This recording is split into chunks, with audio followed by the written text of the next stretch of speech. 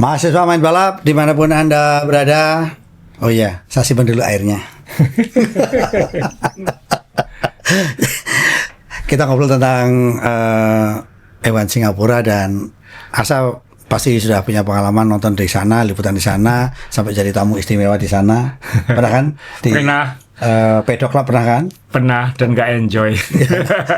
Jujur ini pribadi sih, mohon maaf. Iya. Mas Dewo kan lebih seru nontonnya di Singapuranya. Iya, karena saya memang kelayapan. Saya juga ketika selalu kita ingat bahwa peristiwa ini adalah peristiwa ketika waktu itu kan Renault Renault Gate-nya itu di situ yang 2009 ya. Dan kita bisa melihat bagaimana 2008 2009 awal 2009. Ya. Kemudian juga kita ingat, kita tahu peristiwa belalai gajahnya Ferrari ketika Felipe Massa isi BBM, dia langsung tancap gas. Semua selang SPBU ikut semuanya. Hal-hal itu yang mungkin cukup menarik. Dan memang dulu Singapura ini kita sudah pertama kali nonton balapan malam gitu kan. Yeah.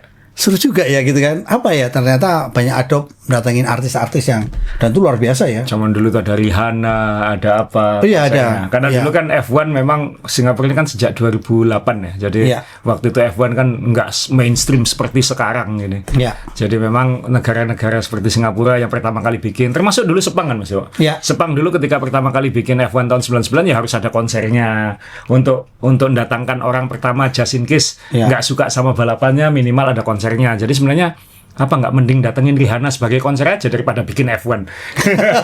Cuman waktu itu kan memang ya itu trik-trik penyelenggara dulu untuk memastikan F1-nya rame. Tapi kalau sekarang F1 nggak perlu artis. Iya. Artisnya yang datang sebagai tamu sekarang, yang minta diundang malah sekarang. Iya, tapi memang kalau kita boleh bicara, saya mungkin kalau Singapura masih cocok untuk artis. Karena apa? Memang ini partinya semu ya, bukan hanya F1 Mania saja. Orang datang pakai high heels karena memang ini sirkuit paling nyaman kan, masuknya dingin loh, saya masuknya dari mall ke mall, ke mall. Betul kan? Kecuali pas di sirkuit baru panas. Iya kan? Apalagi bulan Oktober di Katulistiwa, wah cocok. Termasuk teman-teman saya waktu nonton di Singapura itu, terus terang saya berkali-kali juga cerita. Saya mau mulai flexing lagi nih ya. Ini kaos kita, kaos. Ingat nggak kaos ini? Ini kaos tahun 2009. Oh iya, aku masih ada itu. Iya. Ini kaos 2009 ya. Mari kaos sirkuit teman-teman. Jadi dulu sirkuit itu hanya bisa jualannya begini-begini ini. Iya, dan saya punya apa ya? Saya punya kalau ini bukan punya tukang parkir kan Mas? Oh bukan, ini beli. Saya beli kaos ini tapi nggak suka, jujur saya nggak suka. Oh keren hijaunya. Nggak suka, ini jujur saya nggak suka. Nggak suka banget Mas Yo, buang aja Mas Yo. Lah ya nggak suka. Tapi hijau Mas Yo. Ukurannya. Oh ukurannya. Kekecilan. Tapi sorry saya flexing ya. Maaf saya pakai William, saya kaget. Nggak matching hari ini mau pakai William. William dapat poin. Dapat poin 1. Dan ini saya dapat kaos ini dari Eli ya. Terima kasih Eli. Ini kaos ini William, betul kan? Ini setiap episode kan kita buka dengan flexing Mas Dewo setelah ini ya. William kan? Atlassian William sih. Belakangnya. Wih. Keren ya? Keren kan? Tak depannya Mas Dewo, berarti history made. Established 77. Ini buat saya Mas Dewo. Saya lahir 77 Mas Dewo. Bahaya. Kunci kita ngomong. Saya naksir yang hijau. Bahaya. Keren ya itu ya. Sama tasmu itu asa itu. Oke. Kenapa Mercedes mendadak jadi pembincangan? Karena ternyata di Singapura gacor. Banyak yang DM saya bilang saya bukan asa. Kalau ngomongin komen, logika, pendapat itu asa. Kalau cuma guyon-guyon saya bilang itu. Apa Om kuncinya Mercedes bisa menang di sana? Gak ada kuncinya. Mobil modern pakai kunci desa udah keyless lah gitu kan. Terus saya juga gini, apa yang menarik? Ternyata ternyata Mercedes ini memasang AMG sehingga dia menang Tahu AMG Mercedes kan? Apa itu? Kan itu nama orang Jerman ya, yang A siapa, M siapa, G-nya nama kota, bener kan? AMG ya, bener ya? Enggak mau ngomen Mas Dewo dulu apa ini? Enggak, Mercedes bener kan? Kalau Honda kan mungkin, betul ya? Iya tuh. Ternyata itu artinya itu nama orang pendiri kayak semacam apa ya, untuk mobil-mobil Mercedes yang kelas atas tuh dia yang mengelola, betul nggak? Iya. Nah, tapi Indonesia saya tanya, itu bahasa Jerman. Indonesia ternyata anti bagong. Oh ya. Tapi bener ya, AMG bener ya itu. Iya. Itu apa itu? Semacam apa itu? Ya itu kayak mungkin ya semacam kayak tune house-nya Mercedes gitu. Tune house-nya. Ya, saya udah lama nggak di dunia otomotif, cuman ya AMG itu ya kayak dulu kalau nggak salah ada Brabus, ada AMG, Brabus, ada ya.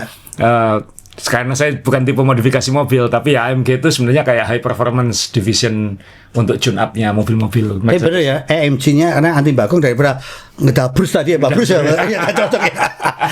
Ya, kita ngomong MotoGP dulu dong. Ya, kita sebagai warga Indonesia, tapi kita harus bangga. Komen terakhir, kebetulan kan saya punya banyak teman di sirkuit Mandalika sekarang, dan beberapa teman saya juga kemarin ke Lombok. Terus komen juga bahwa wah ini nggak serame tahun lalu katanya, dan ini bukan pertanda baik buat Indonesian Grand Prix. Saya bilang ya harinya bareng sama Singapura Grand Prix. Kalau anggarannya sama aja mungkin milih ke Singapura gitu. Walaupun menurut saya pribadi Singapura nggak menarik buat nonton F1, mending uangnya ke Melbourne kalau saya. Atau nanti nunggu ke Bangkok. Saya nggak tahu nanti Bangkok seperti apa. Tapi kalau yang deket-deket Melbourne menurut saya jauh lebih F1 daripada Singapura. Singapura kebetulan waktu saya datang waktu itu corporate banget gitu. Jadi terlalu formal, terlalu rapi, terlalu kayak mau Monaco, tapi Monaco itu kan masih ada kampungnya Mas Yo ya.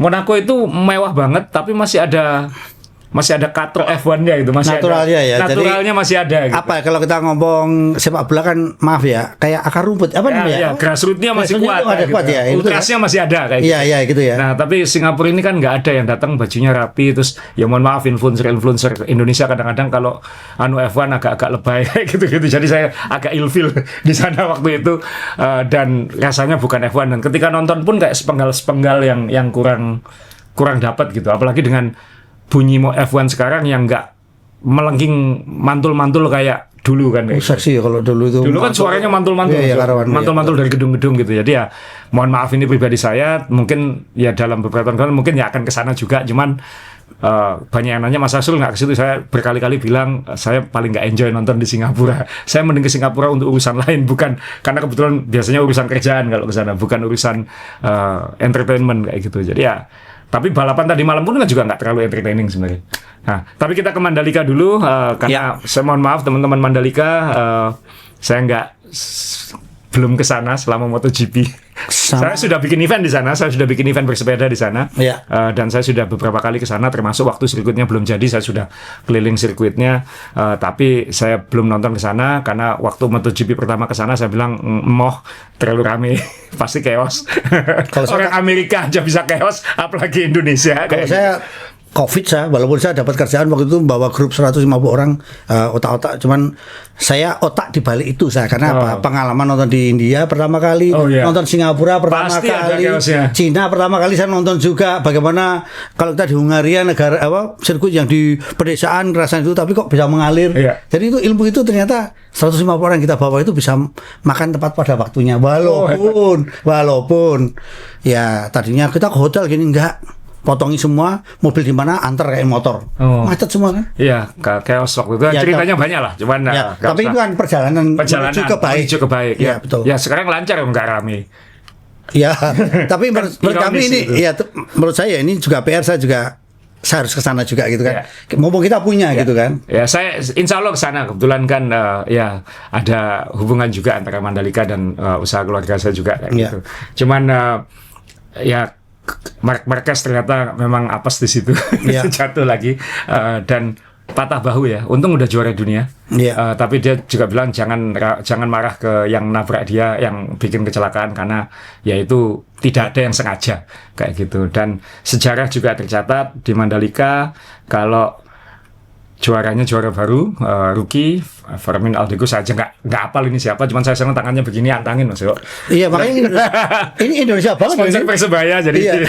Ini Indonesia banget. Ini lihat bajunya tuh brand Indonesia semua. Brand Indonesia semua. Iya kan? Iya. Jadi menang di Indonesia lagi ya, cocok. Iya.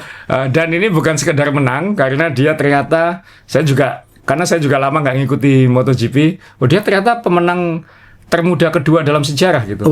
Marc Marquez 20 tahun 63 hari, dia 20 tahun 183 hari. Jadi cuman yang lain-lainnya zaman lama semua nih, Freddie Spencer, AB, Lorenzo,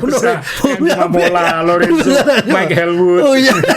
Valentino Rossi aja nomor 10 kayak gitu. Jadi ini youngest MotoGP winner. Jadi ya catatan minimal di Mandalika di Indonesia ada sejarah tercatat pembalap sangat muda juara, dan siapa tahu ke depan dia jadi superstar, kan kita nggak tahu. Kalau MotoGP kan chance untuk kuat itu kan mungkin lebih gampang daripada F1 gitu. Terlalu F1 terlalu saya personalnya kurang ya, karena kalau F1 itu permainan tim ya. Permainan tim ya. Dan nanti kita kan insya Allah buat teman-teman yang nonton MotoGP ke Sepang akhir bulan ini, insya Allah Mas Dewo dan saya akan belajar berangkat.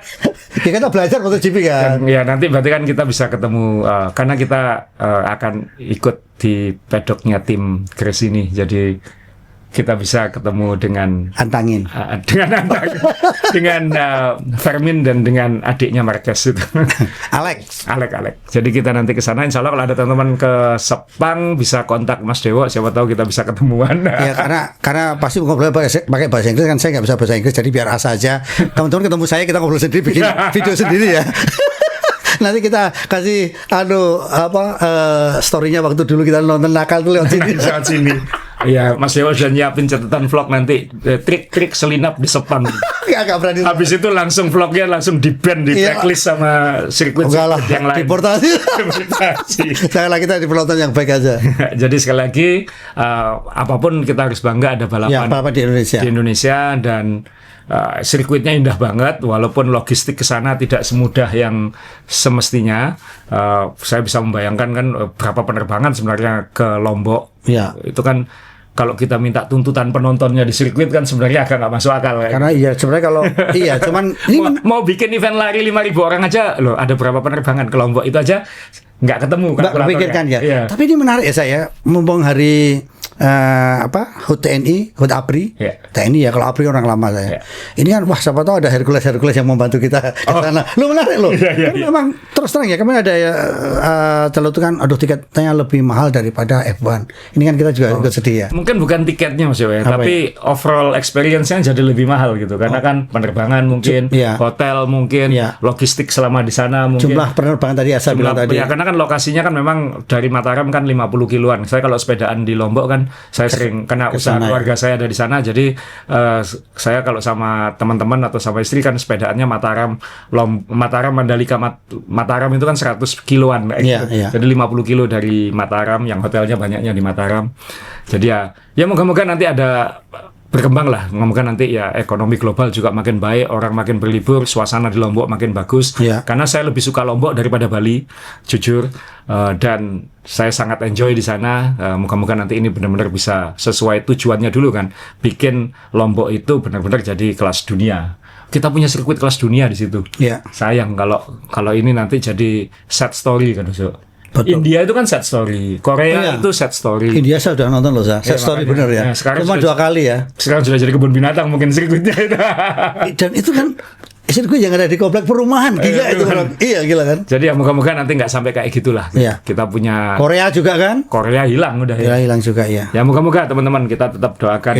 Kita dukung lah. Kita dukung nanti insya Allah saya kesana, teman-teman yang di Mandalika semangat. Saya yakin ini apapun ini highlightnya olahraga di Indonesia kan, MotoGP di sini. Apalagi MotoGP habis ini sudah diakuisisi oleh Liberty Media, sudah diakuisisi oleh F1. Jadi dalam setahun 2 tahun ke depan, MotoGP ini saya yakin akan ada sentuhan-sentuhan dari pemilik barunya ini yang bikin dia lebih hidup. Karena mungkin pemilik lamanya Dorna kan mungkin masih konservatif, masih gaya lama. F1 aja yang kita pikir paling hebat aja setelah disentuh oleh Liberty ternyata jadi booming seperti ini kan. Nah, kalau MotoGP nanti bisa booming seperti itu, bisa jadi nanti ini akan jadi sebuah keemasan baru. Jangan sampai lepas balapannya. Takutnya kan nanti alasan ekonomi segala macam, apalagi ini terkait dengan pemerintahan segala macam, nanti malah lepas kayak Sepang di F1. Untuk kembalinya lagi jadi jauh lebih mahal lagi. Betul. Nah, itu yang moga-moga nggak terjadi di Indonesia. Tapi itu tema yang agak soal bisnis sirkuit, mungkin suatu waktu kalau ada waktu kita akan bahas gitu. Mungkin kita nanti tur ke Mandalika, teman-teman minta izin nanti kalau Mas Dewo sama saya mau main-main ke sana, nanti kita ngobrol di sana. Atau tahun depan kita janji lah. Tahun ini kan memang saya udah niat, cuman ya ada keperluan keluarga yang kadang-kadang ya itulah, kadang-kadang sementara kita kan kalau lihat di Sepang, waduh rasanya kita tuh sering ke sana gitu kan. Sementara kalau kita punya sendiri kita belum. Insya Allah lah tahun depan kita rame-rame ke sana. Siap. Nah ini kita ke Singapura. Dan ini mohon maaf, ini top 10-nya saya belum sempat update dan ganti karena ada penalti untuk Lewis Hamilton itu. Tapi Russell, kita akan bahas Russell nanti. Kenapa kok Mercedes bisa gacor di Singapura atau di Kanada kemarin, termasuk juga di Baku agak-agak kuat. Kemudian Verstappen nomor 2 ini juga kita singgung nanti karena apapun masterclass ini, maksudnya ini pembalap nomor 1-nya F1 sekarang. Lando Norris nanti apapun ini catatan sejarah buat McLaren, dan nanti ada kontroversinya di situ. Ini kaosnya kan tulisannya Papaya Rules. Yang di belakangnya Mas Dewo tulisannya Papaya Rules. Siapa tahu nanti episode berikutnya kita ngomong papaya pecah. Karena cikal bakalnya itu sudah makin panas di Singapura. Nah, Oscar Piastri finish nomor 4 walaupun start nomor 3. Kimi Antonelli kembali berperan ya, dia bisa nomor 5. Leclerc masih nomor 6, juga nggak bisa berbuat banyak. Ferrari nanggung banget memang teman-teman, seperti yang kita bahas di podcast minggu lalu. Ferrari ini magak nanggung. Lewis Hamilton ini kena penalti 5 detik ya, karena remnya blong di beberapa lap terakhir, sehingga dia harus potong banyak tikungan, dan itu melewati track limit melebihi batas, sehingga kena penalti 5 detik, dan itu membuat dia sebenarnya nomor 8. Jadi nomor 7-nya nih Alonso, bukan Hamilton, jadi beda 2 posisi. Beda posisi 2 poin, 1 posisi.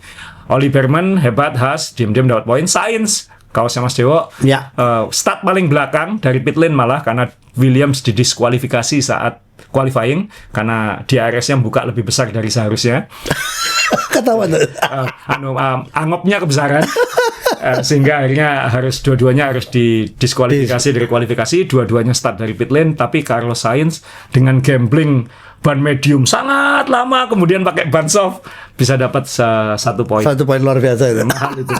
Nah, kita tim standing, tim ini harus saya koreksi sedikit nanti karena ada perubahan tadi ketika Hamilton kena penalti, tapi McLaren sudah mengunci gelar juara konstruktor untuk kali pertama back to back champion sejak zaman Ayrton Senna. Makanya saya pakai kaos Senna. Mercedes 3, 2, 3, 4 ini ketat ya. Mercedes 325, Ferrari ini 298, bukan 300. Bukan 300 ya. Dikurangi poinnya Hamilton 298, dan itu berarti hanya 8 poin di atas Red Bull yang single fighter. Jadi ini Max lawan Ferrari. Max lawan Ferrari. Williams 102 nomor 5, dia kan rasanya aman ya. Aman di situ. Racing Bull kemarin nggak nambah. Aston Martin ini nambah 2 lagi ya, 68, jadi masih ketat. 6, 7, 8 ini mungkin masih ketat. Masih bisa ketat ya. Haas mungkin akan sulit nambah. Alpine kayaknya terkunci di bawah. Jadi ini tim standing. Untuk driver ini agak kebalik, mohon maaf. Driver ya Piastri dan Norris sekarang sisa 22 poin. Ini sudah dikoreksi. Ini sudah benar. Jadi sudah termasuk revisi poinnya Hamilton. Piastri 336, Norris 314, 22 poin dengan 6 lomba tersisa. Jadi masih sangat mungkin berbalik, dan ini akan jadi tema kita ke depan banyak adalah doa ini ya, dari papaya roll ke papaya pecah mungkin gitu. Ini nanti bisa konsekuensinya bukan hanya untuk tahun ini tapi bisa ke depan. Verstappen ya masih punya kans juara dunia, karena kalau 2 ini saling gigit, saling apa, jangan-jangan nanti saling sial. Kimi nanti Verstappen bisa kayak Kimi 2007 ya. 2007. Jadi juara dunia. Hanya 1 poin. Terus kemudian Russell 237 poin. Ini menurut saya dia membalapnya lebih baik daripada Norris secara overall tahun ini. Mobilnya aja yang kalah. Leclerc dan Hamilton nanggung banget ini. Antonelli masih di sini, Albon, Hadjar dan Hülkenberg masih di sini. Jadi kita sekarang kita bahas dulu si Mercedes dulu saya. Melet, kenapa saya suka foto ini? Kan memang kepanasan banget ini. Ada foto dia seperti ini, ada foto dia habis lomba yang kepanasan. Karena panasnya nggak terlalu ya teman-teman ya. Kita yang di tropis mungkin terbiasa. Suhunya 30-an, tapi humidity-nya ya, kelembapannya. Apalagi Singapura itu di Khatulistiwa kan. Jadi tingkat kelembapannya itu sampai 90%, dan itu berarti kan kita kayak basah terus ya. Basah terus. Makanya kita nanti ke Sepang, saya udah nyiapin kaos main balap yang dry fit untuk Mas Dewo dan saya, karena kalau di Sepang, kalau pakai kaos katun, ampun, itu bisa dipres ya, bisa dipres. Dan itu masuk angin untuk orang-orang tua seperti saya. Jadi ini kelembapannya luar biasa. Nah, kembali ke gambar Melet, kenapa dia belum punya kontrak untuk tahun depan. Oh, jadi belum tanda tangan ini. Dia melet ke ini Mas Yo, ya kayak gitu ya. Ke Toto. Dia juga semi belum diperpanjang malah menang. Aduh, ini aku nahan-nahan, ini udah nggak bisa ditawar lagi habis ini kayak gitu. Jadi kita semua tahu bahwa kontraknya Russell itu tertunda karena sempat ada ketidakpastian soal Verstappen. Jadi Mercedes menunggu Verstappen kan kemarin. Tapi ketika Verstappen bilang akan di situ, tapi ada opsi keluar setelah 2026 untuk 2027. Nah, Mercedes kan jadi agak sulit ya. Aku ingin memperpanjang Russell, sangat ingin, ini salah satu top 3-nya tahun ini kayak gitu. Daripada Hamilton mungkin bagusan ini kan sudah pasti. Konsisten dan cepat. Nah, ini udah menang 5 kali. Tapi aku harus membuka opsi gitu. Kenapa? Jangan sampai kalau Max bisa gabung ke kita 2027, ini lepas atau nggak ada. Ini kan menyeimbangkannya sulit. Antonelli atau Russell. Kalau Russell dan Max ada potensi crash. Tapi kalau Antonelli dilepas, jangan-jangan ini jadi the next Max. Jadi dia harus membayangkan gitu. Russell udah bilang bahwa kemarin seandainya Max gabung ke Mercedes untuk 2026, itu yang dikorbankan Kimi. Dia sudah bilang kayak gitu. Dan itu wajar lah kayak gitu. Cuman kan kita udah nggak ngomong 2026, kita ngomong 2027. Russell punya nilai tawar sekarang. Aku dulu memang juniormu, tapi kontrakku sudah habis, jadi aku akan minta lebih ini. Oke, soal bayaran Toto mungkin nggak masalah, tapi soal hal lain-lainnya ini, kayak perlakuan, status. Jadi yang menghambat kontraknya mungkin bukan uang, karena Mercedes nggak masalah kayak itu. Kayak proteksi diri saya. Jadi kalau ada orang datang, saya sudah punya. Kalau Max datang, aku tetap status sama. Dia pasti minta kayak gitu. Kemudian kalau misalnya ada equipment baru, saya mau status sama. Dan itu yang akan dia tuntut. Kemudian satu lagi, hari-hari komersial. Pembalap seperti Max Verstappen, seperti Lewis Hamilton, dia punya kekuatan daya tawar untuk nolak acara-acara sponsor. Jadi misalnya dalam setahun aku hanya mau 10 hari gitu. Nah, pembalap muda biasanya nggak punya nilai tawar. Kamu saya eksploitasi habis, kamu 30 hari bersama sponsor kayak gitu selama setahun. Nah, dia sekarang sudah punya nilai tawar. Aku nggak mau kayak kemarin. Aku mau hanya segini. Itu berarti kan Mercedes mikirnya, oke, nggak masalah kalau itu Antonelli, karena Antonelli bisa diperkaryakan. Nah, kalau nanti 2027-nya Max sama Russell, ini sama-sama minta harinya sedikit, sponsorku seperti apa kayak gitu. Nah, jadi teman-teman, hal-hal kecil kayak gitu yang bisa jadi pertimbangan negosiasinya antara Toto dan Russell ini molor. Bukan nilai uang, tapi statusnya terkait, apalagi nanti kita ngomong 2007 kan nggak mungkin kontrak dia hanya setahun. Dia juga nggak mau hanya setahun. Dia mungkin minta minimal 3 tahun. Kayak gitu. Ya, Mercedes, oke, aku mau kamu 3 tahun, tapi nanti kalau ada Max masuk seperti apa seperti. Jadi dia mikirnya lebih jauh lagi gitu. Jadi ini yang menghambat kontrak. Sorry, ini manajernya siapa ini? Toto suruh ngomong sendiri aja, suruh ngedumel sendiri aja gitu. Ya Russell-nya yang minta kan tetap siapapun manajernya kan Russell-nya yang nuntut sekarang kayak gitu. Russell-nya yang nuntut kayak gitu. Aku nggak mau, aku malah mungkin aku mending sabatikal kalau Max pindah kan nanti mungkin Ferrari ada lowongan 2027 kan kita nggak tahu. Jadi kan dia harus buka juga 2027 ini kan ada potensi beberapa tim lowongannya buka kan kayak gitu. Nah ini yang bikin rumit kan bukan masalah untuk tahun depan tapi untuk 2027-nya. Nah kalau kembali ke masalah pengembangan mobil ini kayak Russell ini kan mau tidak mau kan juga berperan besar dalam pengembangan Mercedes. Dan dia andalannya tahun ini dan tahun lalu sebenarnya. Nah kalau misalnya di cut tahun depan misalnya, sementara mobil baru. Kan nggak mungkin Kimi Antonelli terlalu berat. Makanya Kimi kan masih di coaching sekarang. Jadi Bottas sudah terlanjur ke Cadillac. Jadi memang ini pada dasarnya Mercedes sudah nggak punya pilihan kecuali nanti papaya pecah. Kemudian akhir musim antara Lando atau Piastri bilang aku nggak mungkin lagi di sini, kayak zaman Senna sama Prost dulu. Jadi tolong demi kebaikan kita bersama kita bercerai baik-baik. Nah itu kan ada kans antara Lando atau Piastri pindah ke Mercedes. Dan itu membuka Russell, Russell yang ke sana tukar misalnya. Dan itu nanti akan membuka peluang lagi semakin besar tuh ya.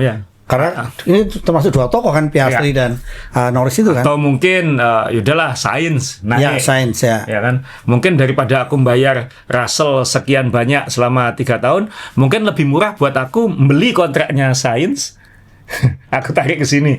Kan kalkulasi seperti itu kan pasti dijalani, pasti dihitung semua oleh tim seperti Mercedes. Nah, tapi memang mobil ini sekarang sudah on the right track kan, sudah ke arah yang pas gitu. Sayang kalau ganti chemistry kayak gitu.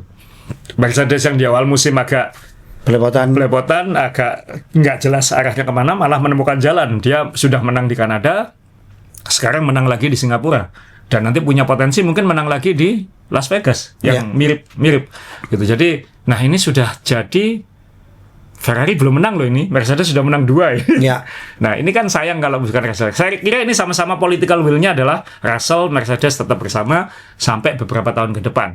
Tinggal detail-detail kecilnya. Kayak Kimi mau kemana nanti tinggal itu nomor 2 ya. Ya Kimi kan nggak bisa milih sekarang. Ya. Kimi kan oke. Kan mungkin Russell juga bilang aku nggak mau Kimi nanti kalau tiba-tiba klik dia kayak Piastri. Iya. Kan dia juga lihat Lando, waduh Lando kamu yang besarin tim ini tapi yang nikmati Piastri, dengan aku nanti juga aku minta number 1 kalau sama Kimi misalnya kayak gitu. Kan ada hal-hal teman-teman mungkin nggak membayangkan seperti itu kalau saya yang di dunia olahraga yang punya tim walaupun sepak bola dan saya sudah ngikuti trik-trik F1 begitu lama, ya pasti permainannya seperti itu gitu. Dan itu ternyata di F1 yang kita ngomong high tech, teknologi yang sangat tinggi, ternyata juga faktor nasib itu ada menentukan juga ya. Ya, timing kan kayak ini kan udah belum tanda tangan performa belum oke, tapi setelah menang ini benar saja juga. Aku belum taken loh ya.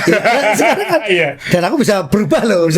Ini. Nah, itu yang namanya ya kan olahraga itu bisnis, itu industri olahraga. Jadi ya ini kita akan lihat nanti dinamika Mercedes. Saya yakin setelah ini akan cepat diselesaikan karena saya kira Mercedes tidak punya opsi, dan bicara soal mobilnya tadi kita sudah singgung kok dia bisa kuat di sirkuit ini. Ternyata kembali biasanya semakin dekat ke akhir musim pattern perilaku mobil itu kan makin kelihatan. Nah, kita di Singapura ini kan kemarin kita ngomong ini ujiannya Red Bull. Dia bisa menang, dia bisa bagus di sirkuit yang belok-belok atau enggak kan itu. Bukan hanya di Monza atau di Baku kayak gitu. Tapi ternyata di sini juga bagus. Berarti kan Red Bull juga bagus ini. Nah, McLaren kok bisa nomor 3 di sini. Nah, nanti kita bahas juga atau sekalian di sini ya. Misalnya Mercedes terbukti bagus kalau sirkuitnya banyak tikungan pendek dan bumpy. Khususnya bumpy sebelum tikungan. Jadi balance breakingnya, kemudian perilaku mobilnya di sirkuit yang bumpy. Kan ada bumpy banget Mas Yo. Itu kan jalanan sebenarnya, jalanan pulau. Ini bumpy karena ini juga jalanan. Jadi ya ternyata bagus di situ. Dan itu ironis karena beberapa tahun lalu waktu Covid Mercedes itu lemah banget di sirkuit yang bumpy karena mobilnya stiff banget kan jalannya Lewis. Jadi dia sudah menemukan solusi itu kayak gitu. Jadi dari pengalaman ini berarti dia potensi jago lagi nanti di Indonesia. Wah, saya nggak balapan di Indonesia ya. Iya kan bumpy. Bumpy kalau di Indonesia. Jadi mungkin dia akan jago di Vegas kemudian dia akan jago di Austin termasuk karena Austin tidak semulus itu juga. Austin ada bumpy-nya. Jadi yang sifatnya jalan raya ya. Austin bukan jalan raya tapi yang karakternya ada bumpy-nya kan. Yang tidak mulus seperti biliar ya. Gitu. Nah, ini dia akan potensi di situ. Dan tertolong juga kemarin itu mungkin Mercedes ini kan kesulitan memaksimalkan ban. Antara dia cepat boros atau apa, tapi ketika pakai ban soft dia on banget itu. Nah, itu masalahnya McLaren. McLaren ketika pakai ban medium, pakai ban hard, dia kencang banget karena dia efisien banget pakai ban. Ketika dikasih ban soft, terlalu gigit. Ketika terlalu gigit, akhirnya understeer segala macam dan itu tidak nyaman untuk dua pembalapnya. Plus McLaren kelemahannya trek lurus kan, so. Jadi walaupun punya DRS dia nggak bisa nyalip karena top speednya pasti kalah sama yang lain. Nah, dan tidak ada tikungan panjang yang mengandalkan aerodinamika. Jadi nanti kita bahas di sisi McLaren karena Andrea Stella, prinsipal McLaren sudah bilang kita sudah memetakan 6 lomba terakhir ini seperti apa kayak gitu. Berdasarkan pengalaman dari Singapura. Jadi situasional kan kita selalu ngomong sirkuit cocok untuk siapa, ketika mobilnya mirip-mirip itu siapa diuntungkan. Nah, ternyata di Singapura ini Mercedes yang on. Plus saat startnya itu kan basah teman-teman ya. Jadi habis hujan. Jadi ada dampnya, ada lembabnya. Jadi itu yang membuat kenapa Verstappen memutuskan pakai soft. Karena dia pikir ini bisa bermanfaat kalau lintasannya benar-benar basah, ternyata cepat kering, jadi nggak efek kayak gitu. Nah, Max, kemudian harus nahan 2 McLaren dan itu ngasih kesempatan Russell untuk lari dan itu jadi marginnya dia sampai akhir. Sampai 9 waktu itu ya. Sampai sampai 9 detik. Tapi kan begitu sama-sama pakai ban hard kan imbang sebenarnya. Imbang kalah. Tapi dia tertolong karena Max harus tarung dan Max dengan mobil yang agak ada masalah di gearbox ya, downshift, itu dia bisa membendung membendung Lando, dan McLaren kita tahu kalau nyantol di belakang mobil lain dia akan sulit nyalip. Kenapa? Nggak punya top speed. itu jadi 1 tambah 1 sama dengan 2 kalau di F1 tuh harus kayak gitu kan. Iya. Nah, nanti di sirkuit lain situasinya bisa beda. Red Bull diuntungkan satunya kayak gitu. Kalau seandainya ini andai. Jadi kalau saya semalam memang melihat ketika Mercedes di depannya Red Bull. Ya. Imbang. Ini di balik ini otaknya udah canggih semua ini. Ya. Jadi memang udah teruji kan tim ini kan. Tapi kalau mungkin di depannya Ferrari atau McLaren saja Max masih bahaya juga Max ini ya kan.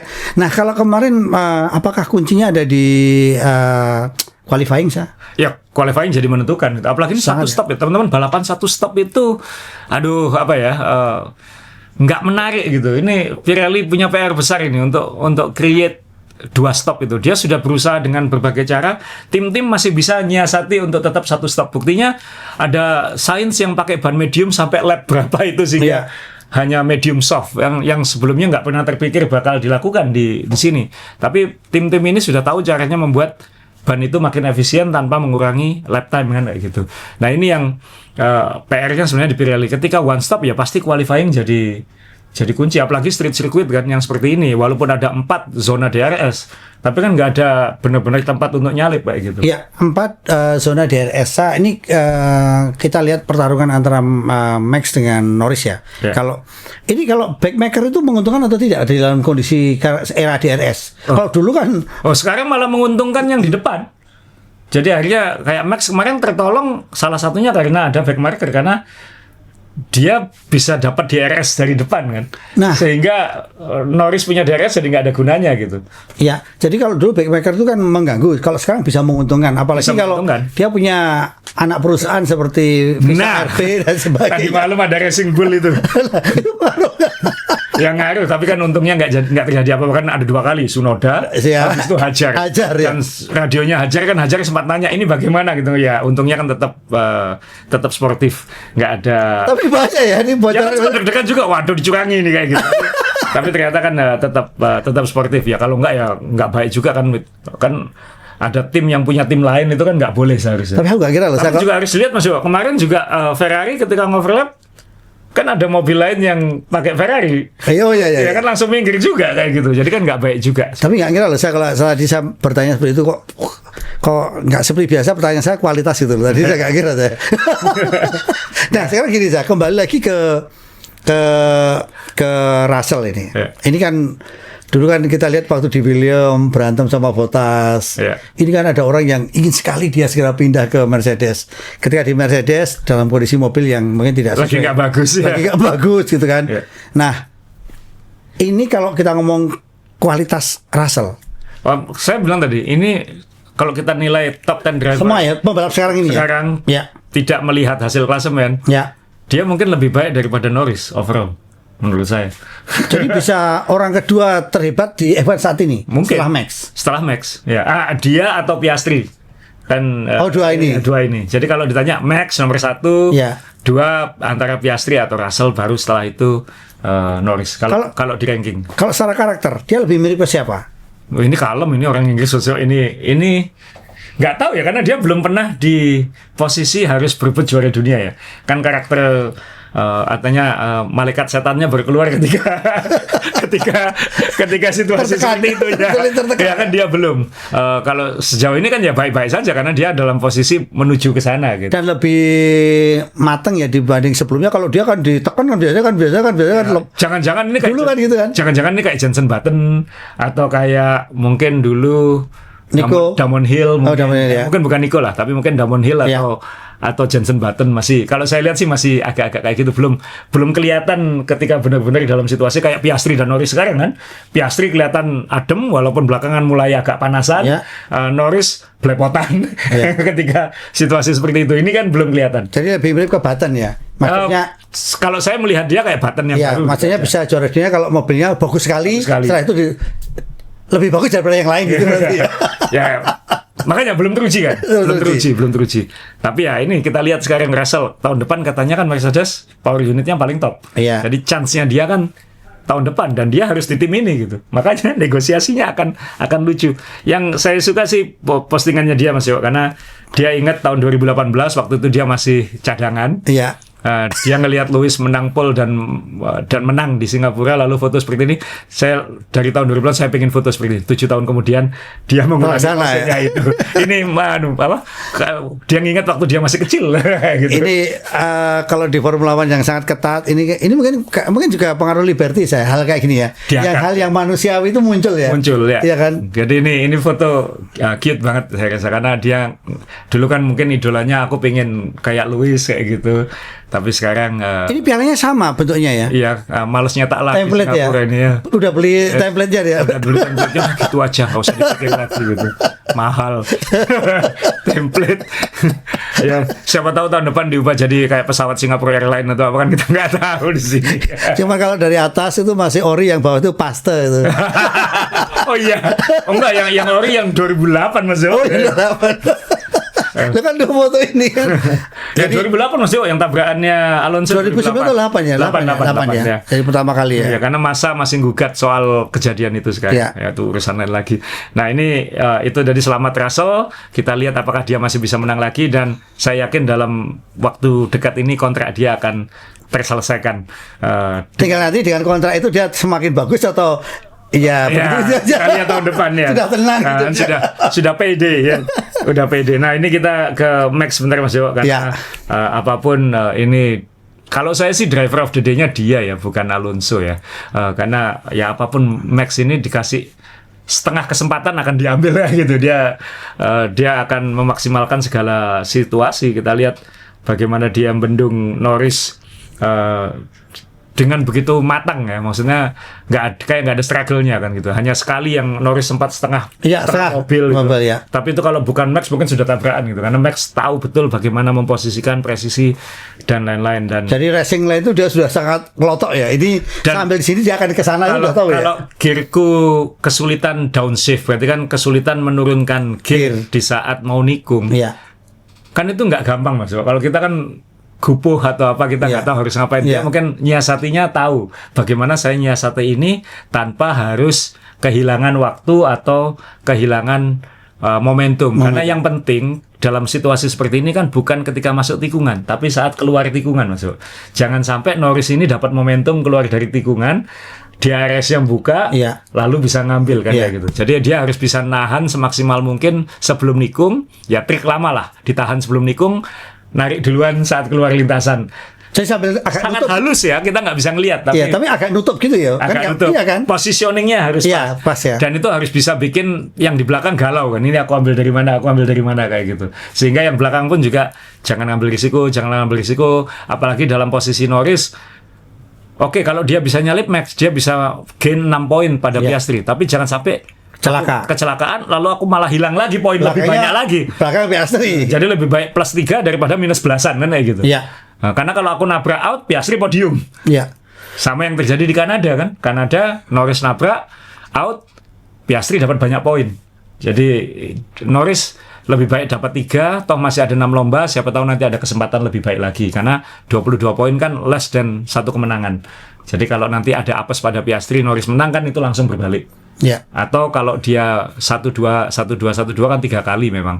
3 kali tapi masih ada 3 lomba lagi. Ya. Jadi main matematika aja sekarang. Ya, tapi tadi saya penasaran dengan Asa tadi bilang tidak bisa memindah gigi ke gigi rendah, karena itu sangat penting. Lebih sulit Mas, bukan mungkin lebih sulit. Ada nyantolnya atau nggak sinkron. Itu lebih karena itu sangat penting ketika dia kayak engine braking ya, membantu ngerem terus naik lagi ya. Itu kan tinggal dari D ke D4 masih nggak bisa dia. Tinggal ke kiri loh, ke kanan kan. Ke kanan terus mundur-mundur.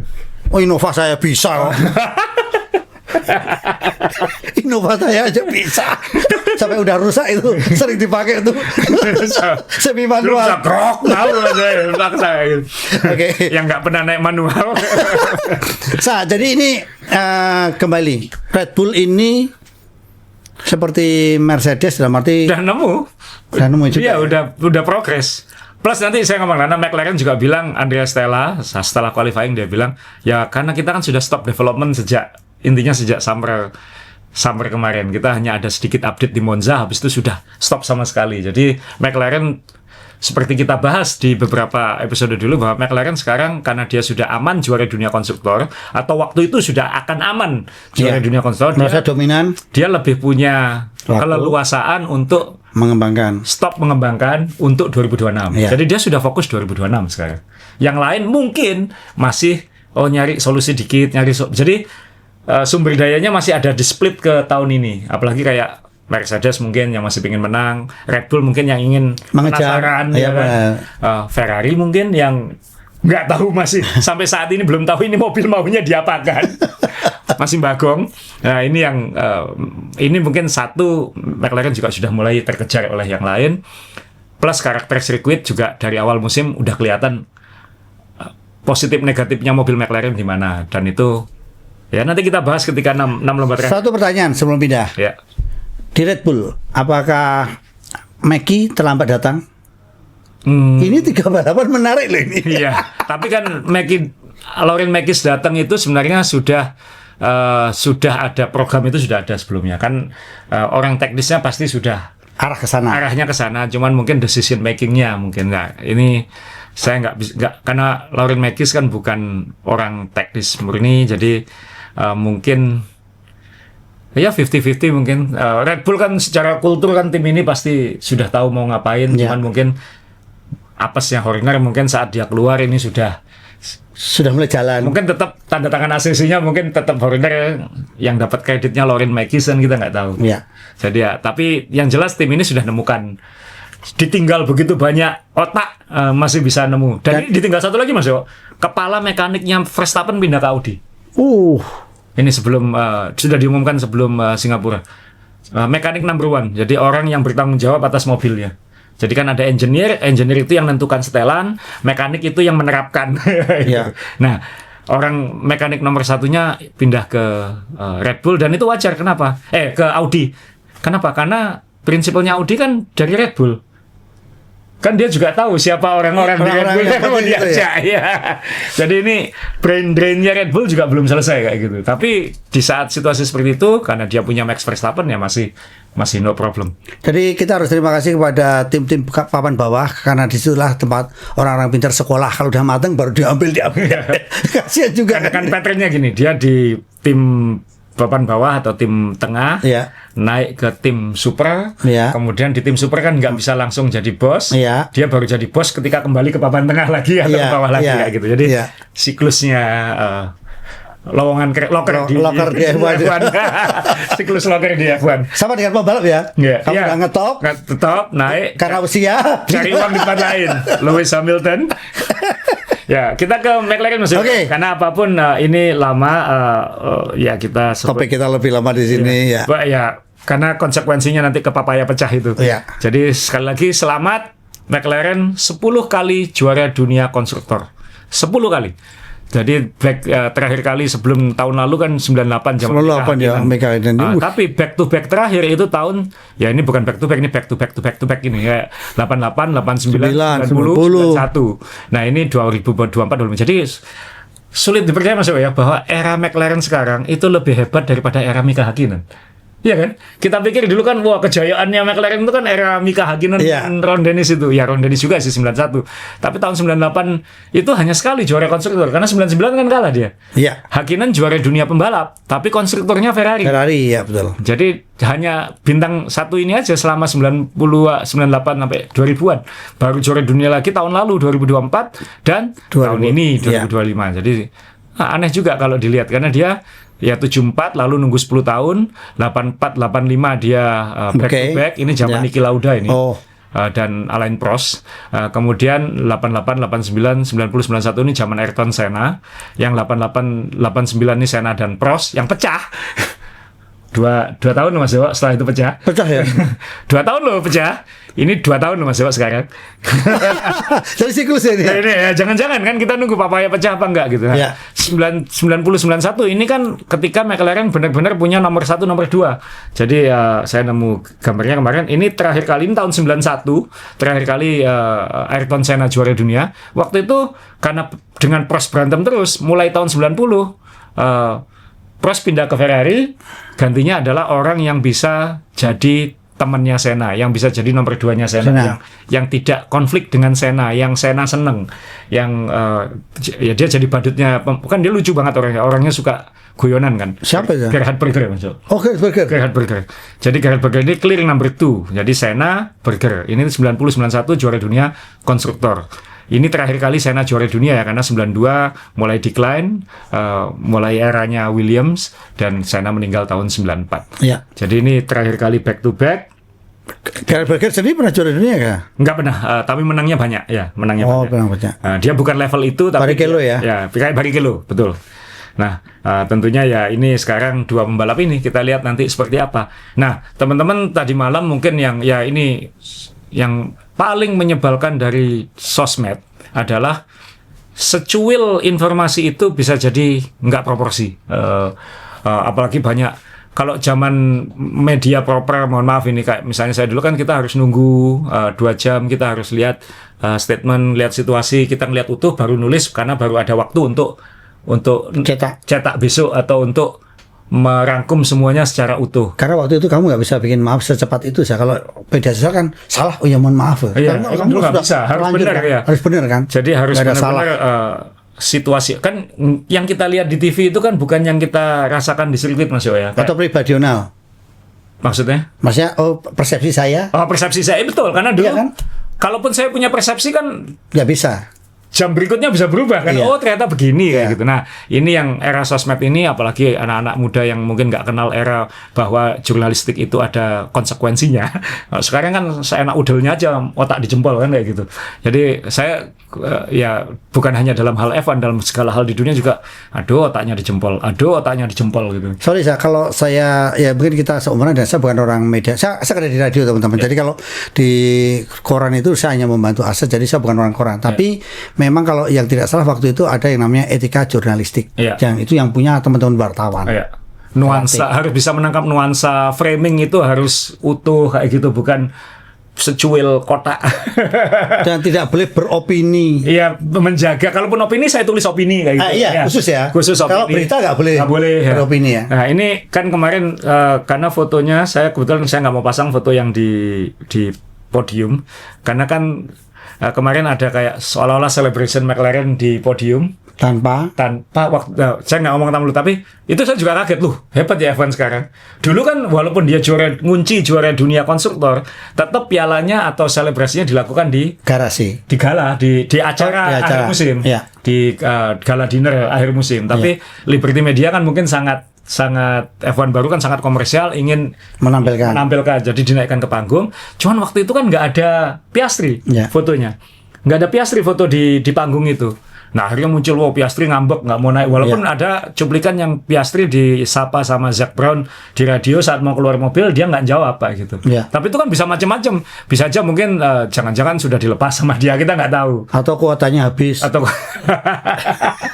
jadi tapi ngambek pasti lah. Saya juga pasti ngambek kalau situasional. Tapi kita bahas nanti ya. Itu kita bahas juga. Tapi yang ini dulu. Kita lihat bahwa di atas foto itu nggak ada Piastri. Kenapa? Teman-teman, saat foto di atas podium itu, saya nggak punya fotonya di podiumnya.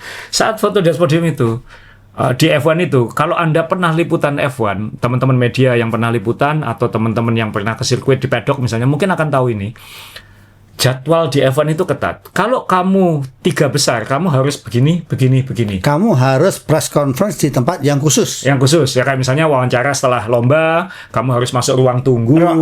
Kamu sekarang ya, dulu nggak ada ruang tunggu kan, cepat banget dulu. Sekarang yang lama kan. Terus harus naik ke podium seremoni. Habis itu nanti ada sesi media sendiri untuk kamu. Di ruangan khusus. Karena ada ruangan lain khusus yang non 1, 2, 3. Non 1, 2, 3. Media pen itu Mas. Kalau kotak-kotak tenda itu ya. tenda dan itu ada keterangan untuk TV atau untuk wartawan apa? Jadi ada sesi yang di TV sendiri, cetak sendiri ya. Nah, atau yang non TV sendiri kayak gitu. Karena yang TV itu bayar, punya hak tayang, dapat prioritas. Nah, mereka yang tidak lolos 3 besar itu punya jadwal sendiri. Karena kan nimbangnya, kalau yang dia podium kan dia kelihatan di TV, dia langsung nimbang segala macam. Nah, yang nggak lolos 4 besar ini kan harus antri. Ada lebih banyak daripada 3 kayak gitu. Nah, saat podium itu dilakukan, si Piastri ini sedang prosedur itu gitu, sudah ada melakukan wawancara dengan wartawan ya. Satu dia harus proses nimbang, nunggu, kemudian harus di media pen ya. Harus di apa itu? Kalau di sepak bola istilahnya neutral zone itu, dia harus ketemu media melayani di situ. Jadi bukan berarti dia nggak mau naik. Mungkin dia juga nggak mau naik, tapi dia memang dia ada protokol yang harus dia jalani. Makanya teman-teman, kalau saya liputan F1 hanya berdua dengan Mas Dewo itu sulit. Kenapa? Yang menang pasti yang punya banyak tim. Kayak Autosport, kayak kantor berita gitu. Kenapa? Dia akan ada orang yang khusus ngikuti podium. Dia akan ada orang yang khusus ngikuti yang enggak podium. Karena itu momennya bersamaan, dan wawancara tim-tim itu bisa bersamaan semua gitu kan, kan kita dulu kalau minta wawancara kan ada jamnya, setelah praktis jam 17.10 sampai 17.20 di mana, kan ada jadwalnya kayak gitu. Nah ini yang teman-teman kalau misalnya itu Piastri nggak mau naik ke atas, ya karena dia sedang prosedur yang lain. Nah toh setelah itu McLaren juga punya foto sendiri di belakang garasi yang khas, yang merayakan juara dunianya. Nah, di sini ada foto yang lucu Mas Yo. Di sini nggak ada Zac Brown. Gantian ngambek dia. Gantian ngambek kayu. Bosnya yang ngambek, Piastri nggak mau naik, aku ngambek. Aku nggak disapa, aku ngambek. Ya itu tadi otak di jempol. Padahal penjelasannya sangat sederhana. Mas Dewo ingat waktu kita di Bahrain? Kenapa tuh? Kita harus liputan cepet-cepet, maksudnya nyatet, Mas Dewo jam sekian di sini, nanti Raka Deni waktu itu yang moto, kamu jam segini harus punya foto ini, saya akan ngetik jam segini, Mas Dewo balik ke hotel dulu ngambil koper, ketemu di bandara.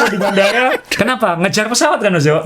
Karena rata-rata bos-bos biasanya, atau karena waktu itu nggak ada penerbangan lagi buat kita, kita harus kembali hanya beberapa jam setelah balapan. Singapura kan balapannya malam. Zac Brown orang Amerika. Dan pesawat ke Amerika itu, mungkin dia ke Amerika, saya nggak tahu kalau ke Inggris atau apa, itu penerbangan dari Singapura. Ini semua teman-teman yang kuliah di Amerika tahu. Pagi ya? Pesawatnya pasti antara jam 00 sampai jam 01. Dan ini mungkin selebrasinya baru selesai jam 10 atau jam 11. Jadi Zac Brown harus cepat-cepat ke Changi kan kayak gitu. Ya mungkin masih bau champagne atau apa kayak gitu, mandi di lounge first class mungkin kayak gitu. Tapi ini Zac Brown nggak ada. Kenapa? Zac Brown sudah harus lari ke bandara gitu. Dan mungkin bukan hanya Zac Brown, mungkin ada beberapa yang lain. Nah, jadi dia pun nggak sempat ketemu Piastri kayak gitu. Jadi ini bukan karena ngambek atau apa ya situasional aja kayak gitu. Tapi di sini kan ada Piastri, ada Lando, dan ya ini pinternya PR-nya McLaren juga mungkin untuk menjahit suasana supaya kita nggak ada perpecahan. Apapun target utama sebuah tim adalah juara dunia konstruktor, bukan juara dunia pembalap. Itu ada uangnya. Kalau juara dunia pembalap, yang dapat mungkin hanya pembalapnya aja. Tapi kalau juara dunia konstruktor, semua orang ini dapat bonus, Mas. Termasuk tukang sapu ya. Termasuk tukang sapu yang di pabrik, termasuk itu termasuk janitornya kan, itu tukang pembersih toiletnya itu juga dapat bonusnya semua kalau dia juara dunia konstruktor. Makanya ini jauh lebih mahal daripada juara dunia pembalap dalam konteks tim. Dan ini menyamai rekornya Red Bull ya, 6 race, sebelum 6 race sudah mengunci gelar. Luar biasa ini. Nah ini yang teman-teman nggak lihat, dan setelah itu kan memang ini kan kalau kita lihat sudah sumringah kan berdua ini ya, apapun kan mereka pasti ada bonusnya kan. Kalau juara dunia konstruktor kita sama-sama dapat bonusan ya gitu, mungkin ada gitunya juga, karena semua ini dapat bonus, semua orang ini senyum, semua ini dapat bonus ya gitu, karena nilainya itu bisa puluhan juta dolar kan gitu ya, puluhan juta dolar untuk tim. Jadi ini sesuatu ya, walaupun Lando mungkin lebih happy, tapi ada foto ini berdua ya kan. Maksudnya kalau sudah di sini kan yang ribut cuma yang otaknya di jempol. Walaupun di belakang ini pasti ada evaluasi. Tapi menurut saya tetap masih gondok dia. Aku mau foto tapi di belakangnya ada nomor 81 dia gitu. Ya, pasti situ ya. Ini adil Mas Yo. Ini 81, ini fotonya Lando. Oh iya dah. Ini kan di tengah-tengah ini. Ini 81 apa ini Lando? Acil tuh. Gak jadi jempol ya. Gak jadi jempol ya. Masih kurang peka ya. Ini udah pinter yang ini tim sosmednya McLaren pinter ini. Tim medianya McLaren. Adil ini. Nah, boleh bertanya ini soal, ya kita udah dapat penjelasan masuk akal kan. Tapi namanya manusiawi kan juga dongkol itu ada. Pasti. Marah itu ada. Coba dibuka aja, ada nggak adegan posisi tabrakannya aja? Penasaran saya. Kalau kita ngelihat foto yang paling mepet itu, ada nggak? Maaf, ini kan memang senggolan berdua ini. Ya.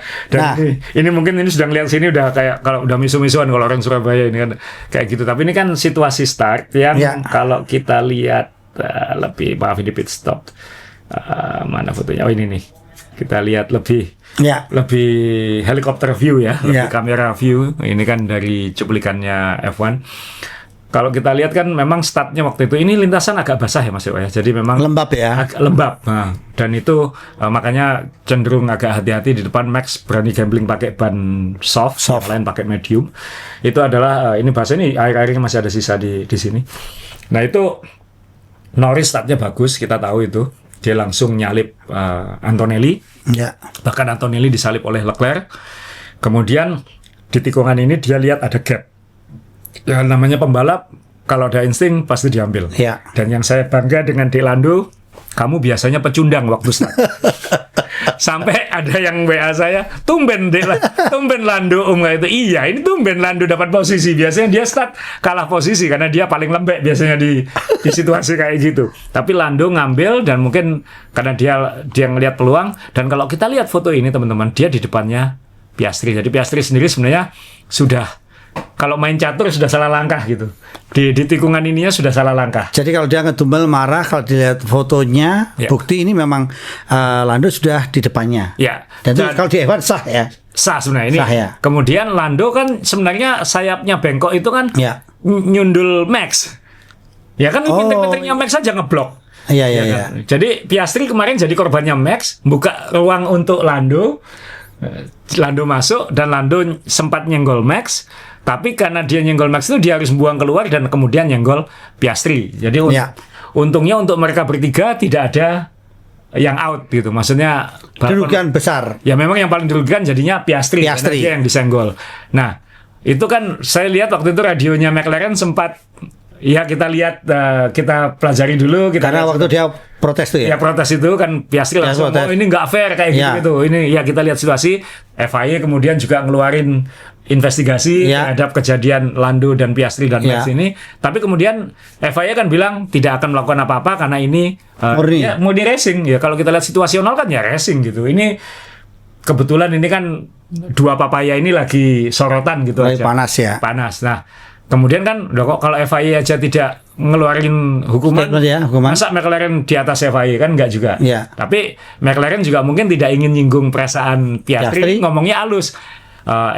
FIA sudah melakukan dan mereka tidak melakukan apa-apa kayak gitu. Ya udah, itu buat Piastri ngomong, oh iya berarti kamu juga nggak akan ngapa-ngapain, nggak dianggap salah kayak gitu kan. Loh, tapi kan waktu dia masih gondok ketika tanya wartawan, ketika disenggol Norris kamu gimana? Nyesel saya nggak bawa golok. Kenapa? Senggol bacok. Dia cuma disenggol doang, nggak bacok dia. Nah, tapi secara psikologis ini. Wah, ini sekarang kita ngomong efeknya kan, efeknya. Ini maaf loh, kemarin Piastri juga dirugikan. Betul. Ini apakah ini yang panjang setelahnya Mas ya, bukan kejadian ininya.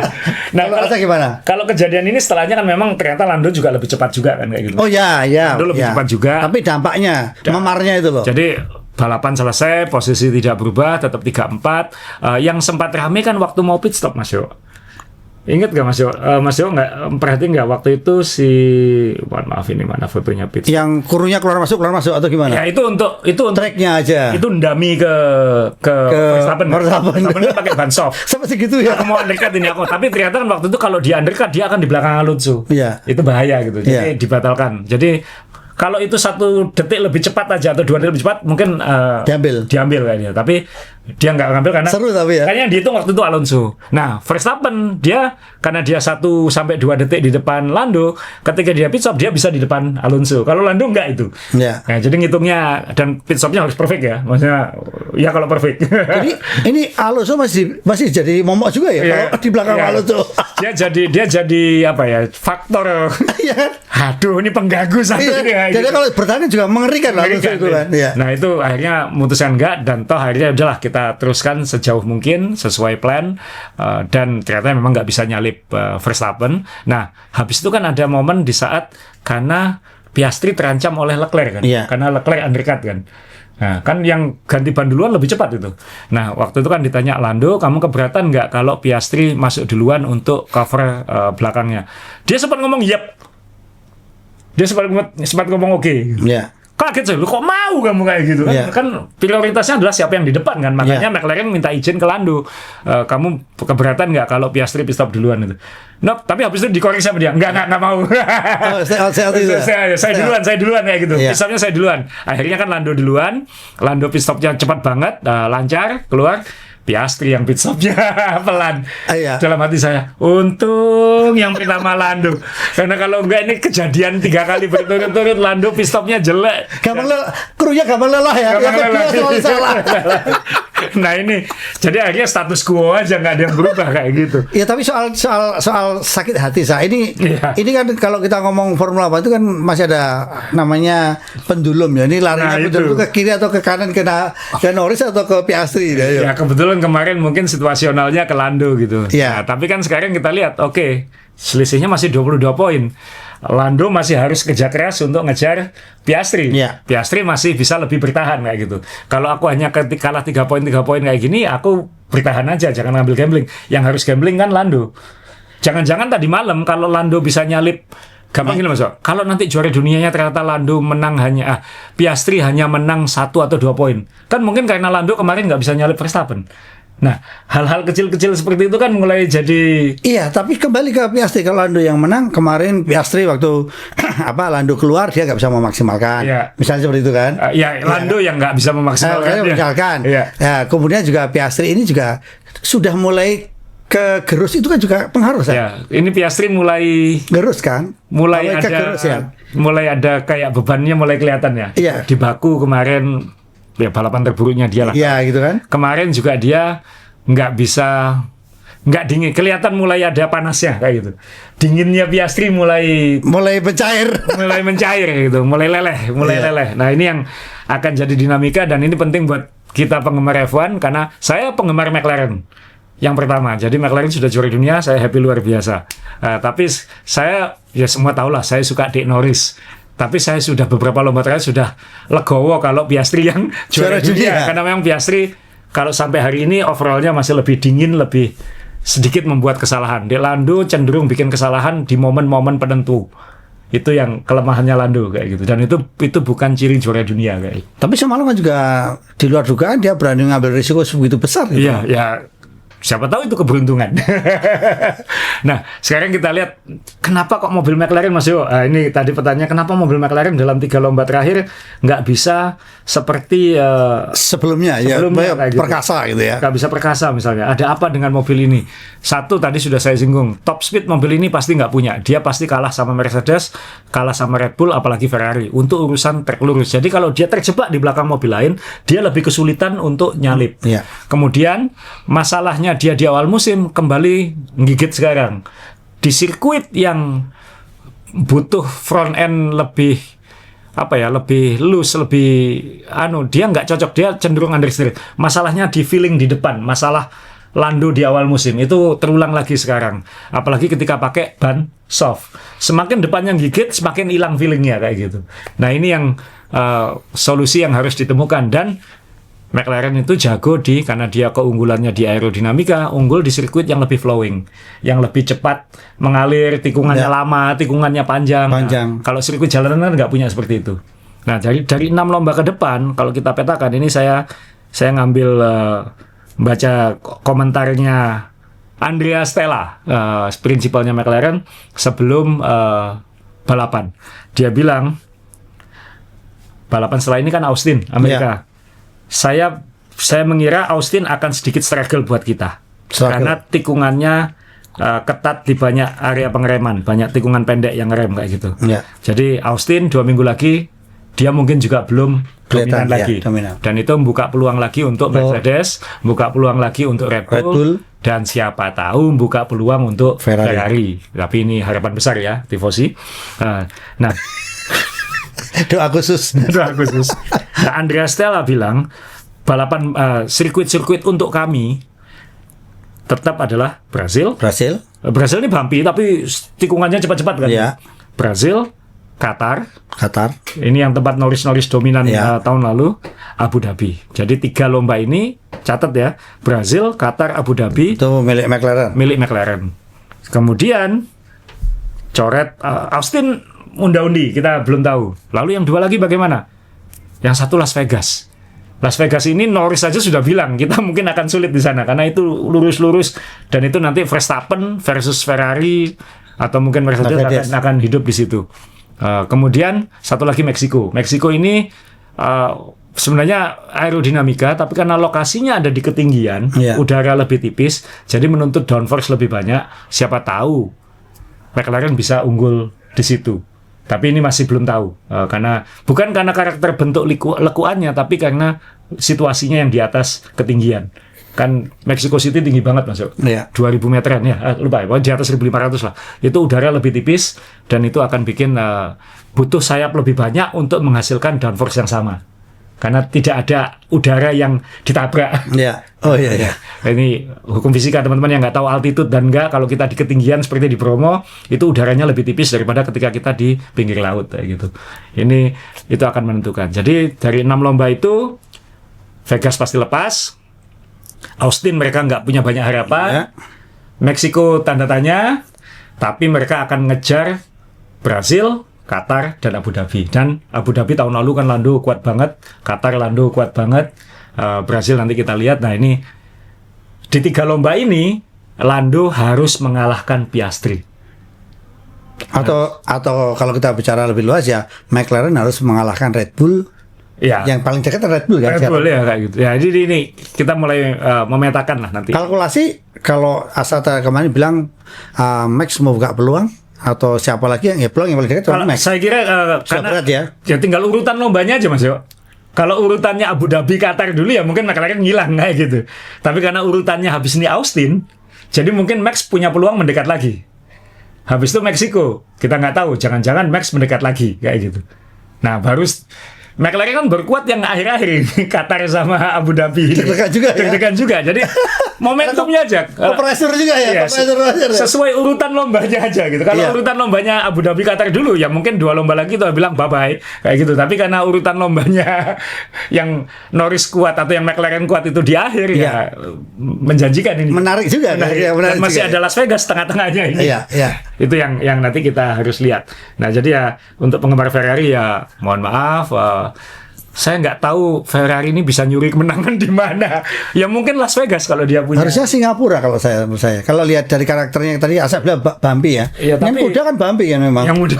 Naik kuda kan bumpy. Naik kuda bumpy. Biasa kelepak. Tapi ini nggak bisa.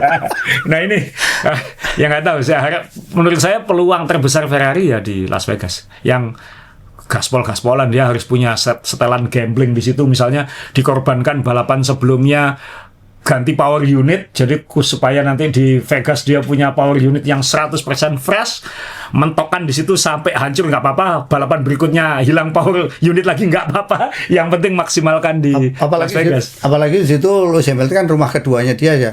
Kalau selebriti datang semuanya, tambah semangat ya kan. Ani anymore maksudnya. Nah ini aduh tragis ya, maksudnya Hamilton pindah ke Ferrari yang podium duluan malah Sainz di Williams. Tragis itu bukan antara tragis atau karma, nggak tahu yang mana. Saya tuh sedih kalau Lewis Hamilton ngejar Kimi. Kenapa? Kalau Kimi Raikkonen oke lah, Anatoli ini. Cili. Yang kemarin kan sebenarnya Ferrari mencoba strategi juga kan dengan membedakan strateginya Hamilton dengan Leclerc. Leclerc harus kalah dulu, Hamilton pakai ban soft ngejar kematian ke depan. Ketika dia punya kans untuk dapat posisi, remnya jebol. Jadi ini mobil ada aja kendalanya. Aduh, habis itu kena penalti lagi 5 posisi kan akhirnya kayak Jadi kayak ya Leclerc yang akhirnya ya Leclerc juga buat Ferrari finish di urutan seperti itu kan antara ada dan tiada maksudnya Ferrari ada tapi karena kamu nggak podium kamu ada Ferrari ya kemarin kayak gitu. Jadi Ferrari tahun ini tuh kayak antara ada dan tiada gitu ya, kata Mas Jo bener itu HP hopeless gitu. Sedih lihat Ferrari teman-teman. Sedih ya. Yang belum lihat pembahasan kita tentang Ferrari, klik episode minggu lalu karena kita ngulik lengkap itu tentang finansial dan lain-lain. Kenapa kok Ferrari seharusnya sampai sponsor saya udah HP hopeless apa IBM. Apa itu? Iki Boel Bagong. Ini Boel Bagong katanya. Ini memang sorry. Ya kita menunggu Ferrari apapun karena ya ini, waduh kalau kita ngomong tifosi memang di mana-mana ya Tuhan Ferrari kasihan. Dan sekarang ini lihat orang kalau orang nonton F1 gitu kita nggak usah pakai seragam lah. Kita tahu kok mana yang Ferrari, mana tahu. Orang yang santun, sabar orang Ferrari. tifosi. Padahal dulu 90 paling bedaguna. Wah, iya dulu paling sombong dulu. Ferrari merah topi, kaos lengkap pokoknya, sepatu merah. Oh iya. Ya, sekarang ditutupi jaket dulu ya. Oke, kita ke Alonso. Ini saya suka banget foto ini, mukanya lucu banget. Ini angkatan saya soalnya. Jadi kemarin dia driver of the day dan ini pembalap sudah having fun aja kayaknya dia.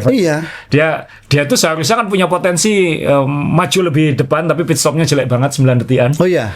Sehingga dia harus kerja lagi ke depan. Iya. Dan ketika dia nyalip hajar itu dia langsung piala untuk apa dia? Piala untuk pahlawan hari ini. Dia kayak menghibur diri sendiri. Iya. Dan itu yang mungkin bikin dia jadi driver of the day, walaupun seharusnya driver of the day-nya ya antara Max atau Russell lah. Tapi saya baru tahu ya kalau Aston Martin itu satu-satunya mobil yang dilengkapi hiburan ya. Bisa dengerin musik ya. Iya kan? Dia ada loh, ada radionya dia. Dia sampai marah radionya saya putus loh. Iya. Berarti ada radionya dia. Kalau ngomong sama saya terus tiap lap saya matikan radionya. Saya baru tahu ternyata dia dengerin radio dia. Ini repotnya kalau ada orang tua masih balapan sewa itu nggak bisa dituturi orang tua itu. Zamannya sudah sekarang kalau sekarang anak muda sekarang kalau mencari lagu dari mana? Dulu kan kita Spotify toh. Dia masih radio. Saya putusin radionya. jadi entertaining aja lah gitu maksudnya. Sayang ya kalau nanti kita nggak ada Alonso lagi di balapan itu. Jadi topiknya semalam tuh memang drama itu antara pembalap dengan kru ya dari tim ya saya. Ya Piastri juga gitu kan, radio diputusin. Terus Stroll juga tanya kamu pakai medium loh, dia pakai hard sudah gini loh. Jawabannya juga nggak enak juga. Ini berarti yang ngomong di Aston Martin ini orangnya sayang kurang terekspos saja mungkin. Jadi mungkin banyak masalah komunikasi. Iya loh, sampai medium dengan hard ya itu ya. Dia ngomong hardnya udah pakai berapa itu. Wah, kamu medium bell loh. Enggak, saya merasa ban saya udah umur 100 gitu. Dia ngomong kayak gitu kan ya? Iya, marah-marah. Mobil di depanmu bannya sudah 32 lap. Ban saya serasa sudah 100 lap dia bilang gitu. Jadi percuma dikasih tahu. Yang lucu itu hero of the day. Lucu banget Alonso. Terima kasih sudah menghibur. Asal tahu aja orang tua saya, ayah saya, abah saya ngefans Alonso. Kenapa? Gitu. Ya nggak tahu, dia suka Alonso aja dari dulu kayak gitu. Sampai dulu kalau saya kan dia nggak pernah minta oleh-oleh apa dulu, saya ingat banget minta dibelikan jaketnya Alonso dulu. Walaupun habis itu dikasihkan ke orang lain, tapi dia Alonso banget orang tua saya. Nah ini yang Alonso, kemudian ya kita shout out ke Berman. Ini Berman ya. Mas Dewa kalau Hamilton diganti ya ini naik kelas kayaknya. Atau Leclerc cari cara untuk keluar kan kita nggak tahu. Gosip-gosipnya, tapi Berman sudah Ferrari tenang karena dia punya junior yang bisa yang oke juga ya, yang saya punya prospek. Iya, punya prospek betul. Menurut saya mungkin mendingan ini daripada Antonelli, saya nggak tahu. Minimal ini pengalaman tarungnya lebih banyak. Iya, karena mobilnya memang dari iya kan mobilnya harus tarung gitu. Kalau ya benar saja. Jadi menarik juga ya. Jadi saya baru ingat ya, semua pembalap top itu kan dulu yang memang sekolahnya kalau tidak di Minardi. Iya kan. Dulu semua lihat Minardi kan, semua lihat Minardi loh, semua sangat loh Minardi. Fisichella Minardi, banyak dulu. Alonso Minardi. Iya kan, banyak kan. Kalau nggak Minardi dulu itu kan sekolahnya Toro Rosso atau Toro Rosso karena Red Bull kan. Red Bull ya. Iya, itu kan banyak sekali dulu ya. Kita lihat tim-tim seperti itu. Ini yang dan ya pasti Mas Dewo Sainz ya yang poin terakhir. Jadi ya ini yang terakhir dapat poin ya Sainz. Ya siapa tahu ini ya apapun dia kan juga sulit maksudnya, dia mungkin untuk harapan ngejar juara dunia sekarang bergantung pada tim yang dia kembangin kayak gitu, karena usia udah 30, kemudian bukan muda lagi, jadi harus mikirin memaksimalkan apa yang aku punya, dalam artian bayaran semaksimal mungkin bayaran lebih penting daripada potensi juara dunia. Mungkin sudah pada level itu, walaupun umur pembalap F1 sekarang kan lebih panjang ya. Betul. Jadi kita lihat nanti seperti apa. Siapa tahu ini masih buka jalan dia untuk kembali ke Mercedes misalnya, atau jangan-jangan Williams tahun depan breakthrough, kan kita nggak tahu. McLaren kan sekarang sudah menuju puncaknya. Siapa tahu habis ini point of diminishing return, mulai ke titik ketika dia harus siklusnya harus turun lagi ya, kita nggak tahu ya. Sains yang sabar aja gitu. Yang jelas kamu sudah diberkati podium duluan daripada Lewis Hamilton. Dan mungkin kalau kamu di Ferrari sekarang kamu lebih frustrasi gitu daripada ketika di Williams. Oh ya, aku masih di Williams ya gitu. Wajar.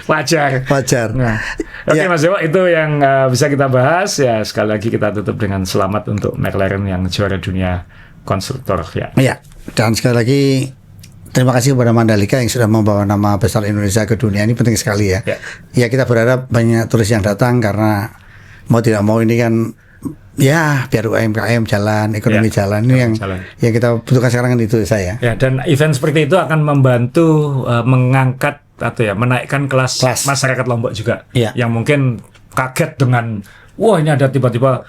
Biasanya kan kalau ada kaget gitu, sama kayak OKB lah. OKB biasanya agak norak kayak gitu. Jadi ketika ada sesuatu yang besar yang baru itu akan ada ya ria-rianya di masyarakat. Tapi kalau ini bisa konsisten, derajat masyarakatnya juga akan naik. Itu overall picture-nya kita paham lah. Pentingnya ada F1, pentingnya ada MotoGP untuk negara-negara seperti Indonesia. Tapi memang harus ada proses dan cobaan yang harus dijalani gitu. Ya Sepang aja kan F1-nya nggak selamat ya gitu. Tapi mungkin kalau orang Eropa ngelihat Malaysia sekarang mungkin tetap lebih proper daripada ngelihat Indonesia kan kayak gitu. Ya itu yang harus kita lihat. Walaupun Indonesia sudah lebih maju harusnya kan. Ya apalagi yang di maskot kan adik kita yang di depannya perahu yang gini-gini itu. Wah ini kan yang nggak cocok minggir, yang ganggu minggir. Cuman akhirnya kok terlalu mengandalkan yang gitu-gitu ya Mas. Saya agak kurang srek aja kayak gitu. Karena bukan ya itu kayak akhirnya cari engagement aja, bukan cari menjual yang sebenarnya kayak gitu itu ya. Saya agak kurang cocoknya, bukan era saya kayak gitu. Ya, semoga Vega aja nanti yang kita adik Vega kita aja. Asal ada tambah lagi? Cukup Mas Dewa, kita nunggu setelah Austin. Wah, ini Austin balapannya dini hari Mas. Wah, ini mulai melean lagi Mas Dewa. Ya ampun. Mulai balapan-balapan di mana kita harus nggak tidur. Ya, kalau Austin saya semangat karena. Aku juga suka. Iya, 2 kali ke sana itu udah cukup. Tapi memang nikmat sekali ya. Nikmat sekali. Oke. Baik, teman-teman silakan kalau mau komen-komen dan lain sebagainya silakan. Dan ini kaosnya sudah, kalau pengen papayanya belum pecah. Ya, mumpung papayanya belum busuk dan belum pecah ya. Ini ada papaya dulu. Sama ada satu lagi Ferrari ya, kalau sama merah ya. Yang terbaru ya. Oke, sekali lagi. Dan jangan lupa ikuti episode minggu lalu yang soal Ferrari. Kalau yang pengen tahu lebih dalam tentang Ferrari, kita bahas khusus itu. Mungkin banyak yang, karena itu episode kagetan. Mungkin itu bisa bermanfaat untuk teman-teman. Dan mungkin untuk kali pertama tahun ini dalam beberapa tahun mungkin, kalau memang Anda belum subscribe atau belum subscribe, tolong bantu subscribe, karena itu membantu teman-teman kita yang ikut bantu kita show ini gitu. Ya. Sekali lagi terima kasih, sampai ketemu dan salam.